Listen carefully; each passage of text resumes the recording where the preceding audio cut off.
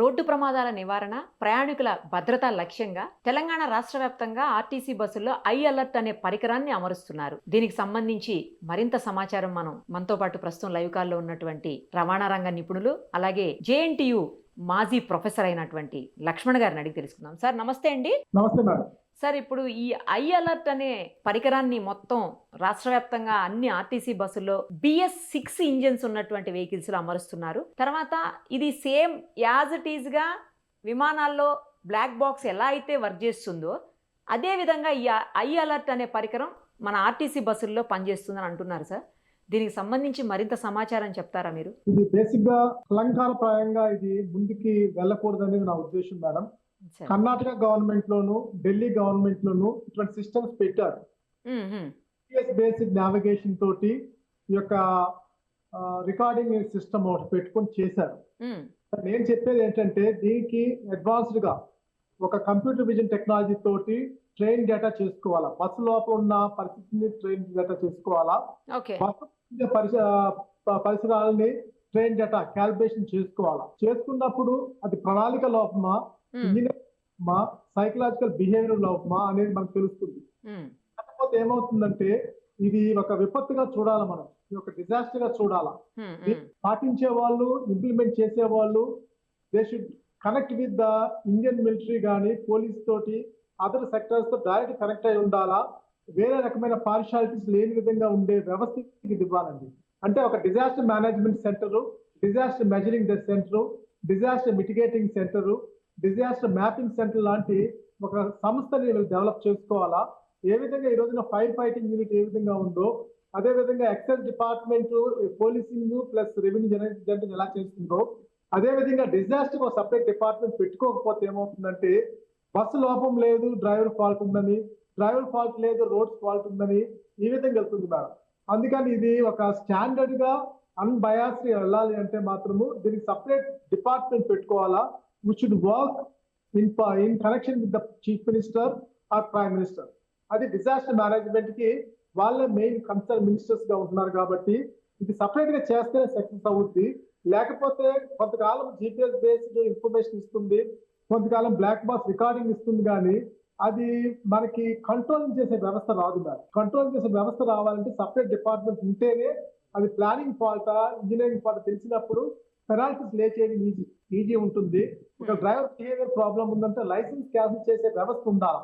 మేము ఆర్టీసీ వాళ్ళము ఈ యొక్క ఆర్టీఓ వాళ్ళకి రాశాము, ఆర్టీఓ వాళ్ళకి రాశాము, వాళ్ళు ఇంకా రెస్పాన్స్ ఇవ్వలేదని, ఇక పోలీస్ చెప్పా వాళ్ళకి ముందుకు రాలేదని చెప్పి ఒకరి మీద ఒకరు వేసుకునే వ్యవస్థ ఉంటుంది, కానీ అది అలంకారప్రాయం అవుతుంది. కాబట్టి దీన్ని ఖచ్చితంగా క్షుణ్ణంగా కూలంకుషంగా ఎనలైజ్ చేసే వ్యవస్థ డెవలప్ చేసుకుని చేస్తే మంచిదని.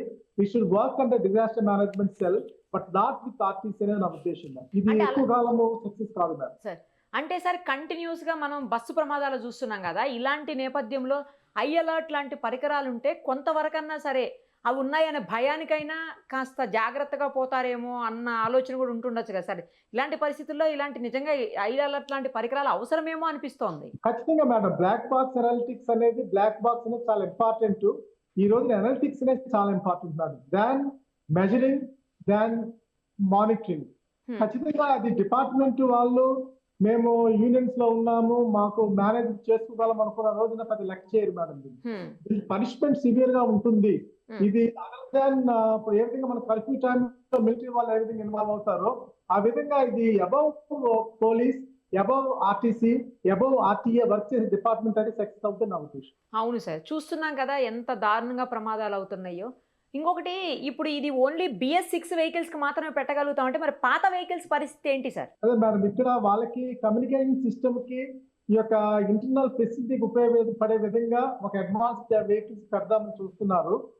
కాకపోతే ఇది అన్ని వెహికల్స్ పెట్టే వ్యవస్థ లాంటిది డిజైన్ చేసుకోవాలా, డెవలప్ చేసుకోవాలి మేడం. ఇది problem lies with multiple agencies madam. ఇప్పుడు కేవలం జరిగింది, బీజాపూర్ యాక్సిడెంట్ జరిగిందంటే అది మల్టిపుల్ రీజన్స్ ఉన్నాయి మేడం. దాంట్లో అది ఒక్క డ్రైవర్ ఫాల్ట్, అది ఒక ర్యాష్ డ్రైవింగ్ ఉంటే ఉండొచ్చు, హై స్పీడ్ ఉంటే ఉండొచ్చు, కానీ వేరే ప్రాబ్లమ్స్ ఉన్నాయి మేడం.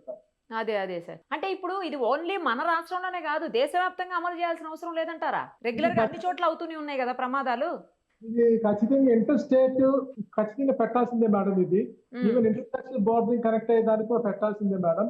ఇది ఒక స్టాండర్డ్ అప్రోచ్ గా ఒక స్టాండర్డ్ మినిస్ట్రీకి తీసుకొచ్చి పెడితే గానీ ఇది బయటకు రాదు మేడం. అంటే ఇది ఒక డిఫెన్స్ సెక్టర్ ఎలా ఉందో అదే విధంగా డిజాస్టర్ సెంటర్ కి దీన్ని అటాచ్ చేయాలా.